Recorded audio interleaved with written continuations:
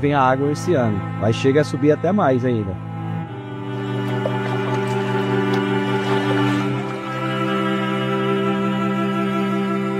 Aqui é um lugar que o Brasil não conhece. Nem eu, que sou da região norte, eu não conhecia uma realidade.